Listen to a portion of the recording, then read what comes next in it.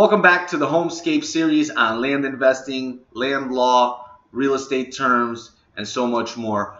Today we're going to talk about why a benefit of a covenant will run with the land. We talked about what a covenant is, what a real covenant. A real covenant is a promise that concerns the use of land.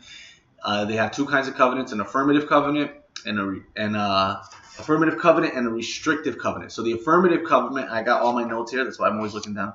Affirmative covenant promises to do something, while a restrictive covenant promises to not do something.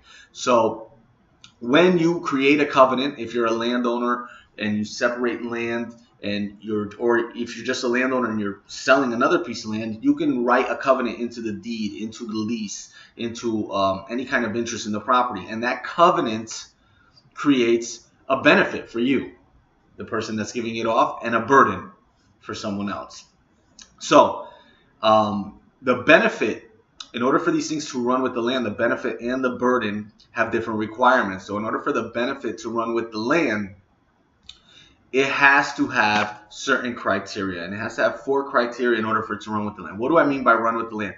For a benefit, that means if I had 100 acres and I sold 50, and I put a real covenant there, I should be benefiting there from that real covenant, right? So if I say you can only grow a certain kind of crop, that real covenant, I should be benefiting. Now, in order for that benefit to run to my successive, if I sell my land, that benefit should run to the following purchaser. But there needs to be 4 criteria for that benefit to run with the next following purchaser of my property. So the 4 criteria, I got my notes out here. Let me make sure I get these all for you. In order for a benefit to run with the land, there's 4 criteria. The covenant must be in writing.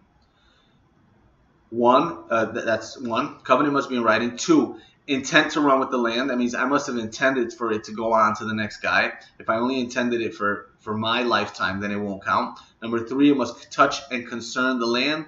And number 4, there must be loose vertical privity.